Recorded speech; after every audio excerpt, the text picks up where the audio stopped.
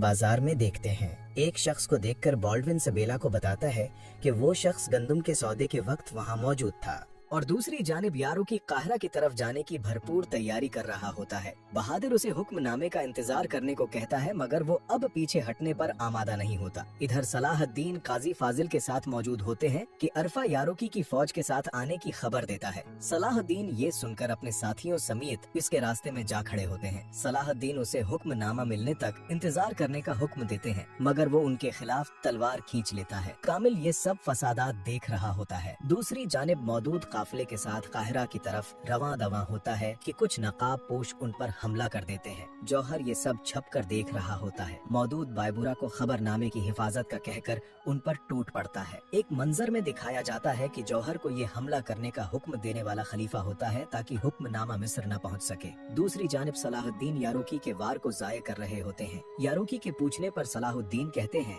कि ये हमले का वक्त नहीं, उन्हें किसी चीज का इंतजार है। इसी दौरान मामूद हुक्मनामा लेकर पहुंचता है। एक मंजर में दिखाया जाता है कि सलाहुद्दीन के कहने पर कारातिगन मौदूद की मदद के लिए गया था। मौदूद ऐलान करता है कि सुल्तान के हुक्म के मुताबिक मिस्र के नए वजीर अमीर शेरको हैं।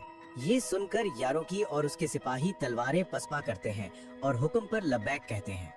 उस पर कामिल के उड़ते रंग देखकर कारातिगन को उसकी नीयत पर शक होने लगता है। अगले दिन ताजपोशी की तकरीब हो रही होती है। शेर को पूरी शान से चमकती तलवार के साथ शानदार चौगे में मलबूस आगे बढ़ने लगते हैं कि कामिल उनके सीने में खंजर दे मारता है। कारातिगन ये देखकर कामिल पर वार करके उसे वहीं हलाक कर देता है। सलाहुद्दीन चचा की तरफ बढ़ते हैं, लेकिन शेर को उनको अपनी रखती हुई सांसों के साथ कहते हैं कि मिस्र अब उनके स्पर्द है। सलाहुद्दीन गम की हालत में उनको देखते रह जाते हैं। कुछ देर बाद हम सलाहुद्दीन और बाकी उमरा को अमीर शेरको की कब्र पर दुआ करते देखते हैं। सलाहुद्दीन जज्बाती होकर वो मंजर याद करते हैं जब शेरको ने अपनी जान पर खेलकर जंग में उनको बचाया था। वो अमीर शेरको की तलवार चचा की कब्र पर रख देते हैं। एक और मंजर में सलाहुद्दीन वजीर का लिबास जीब तन करते नजर आते हैं। तख्त पर बैठकर वो खुदा से दुआ करते हैं कि उनको इंसानियत भलाने और हकीकत छिपाने वाले तख्त से बचाया जाए। दूसरी जानिब काजी फाजिल सलाहुद्दीन के कहने पर मकतूब तैयार कर रहे होते हैं,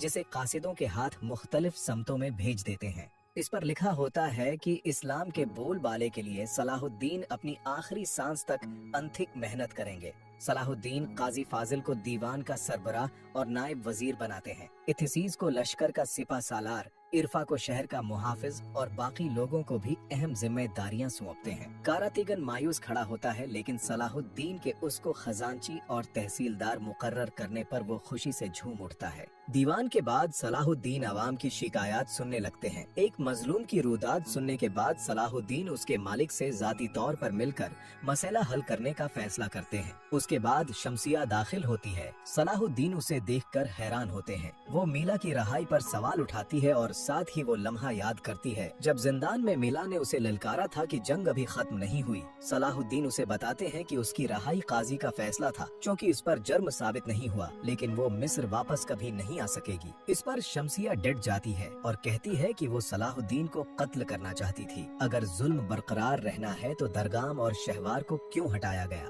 सलाहुद्दीन का मुवाजना इन दो शैतानों से करने पर सलाहुद्दीन भी भड़क उठते हैं। इधर नूरुद्दीन को ये खबर मिलती है कि केरक के रास्ते में गुजरने वाले मुसलमानों पर हमला किया गया है। नूरुद्दीन फौरन सलाहुद्दीन को पैगाम भेजते हैं कि मीला को शाम भेजा जाए ताकि इस पर मुकदमा चलाया जा सके, और साथ ही वो केरक को अपना अगला हदफ करार देते हैं। दूसरी जानिब बाल्डून तलवार बाजी सीख रहा होता है कि बालन उसको सिखाने के लिए आगे बढ़ता है। साथ ही जातलीवन भी वहां पहुंचता है और बालन पर तंज करता हुआ उसके साथ तलवार बाजी शुरू कर देता है। इसी दौरान लाडगाय आकर ऐलान करता है कि एबलीन जातलीवन के नाम हो चुका है। ये सुनकर बालन गुस्से से खड़ा रह जाता है। दूसरी जानिब काहिरा में गुलामों पर जुल्म हो रहा होता है और नाजरीन ये वही जालिम होता है जिसकी शिकायत दीवान में की गई थी। शिकायत का सुनकर वो गुलामों पर कोड़े बरसाने लगता है। इधर सलाहुद्दीन मेला को रहाई की शर्त बता रहे होते हैं और कहते हैं कि मुसलमान वादे के पक्के होते हैं, लेकिन अगर वो अभी भी हमला करना चाहती है तो सामने आकर करे। इतने में काजी फाजिल सलाहुद्दीन को गुलामों पर होने वाले तशद्दुद के बारे में बताते हैं तो सलाहुद्दीन फौरन उनकी मदद के लिए दौड़ जाते हैं। सलाहुद्दीन को देखकर गुलामों का मालिक मुस्कुराते हुए कहता है कि वो सब गुदार है। सलाहुद्दीन जवाब देते हैं कि वो बस इंसान है और साथ ही तलवार से उसकी गर्दन उड़ा देते हैं। एक व्यापारी के खलीफा के नाम पर धमकाने पर सलाहुद्दीन उन्हें जिंदान में डाल देते हैं। काजी फाजिल बताते हैं कि दरअसल ये व्यापारी शहवार के भागे हुए सिपाही हैं। उस पर एक गुलाम कहता है कि उसे उम्मीद थी सलाहुद्दीन जरूर आएंगे। अमीर शिरको की वफात पर आप अफसरदा हुए या नहीं, कमेंट्स में जरूर बताएं और अगली किस्त आने तक हलाल रेकिब्स को लाइक और सब्सक्राइब करना मत भूलें।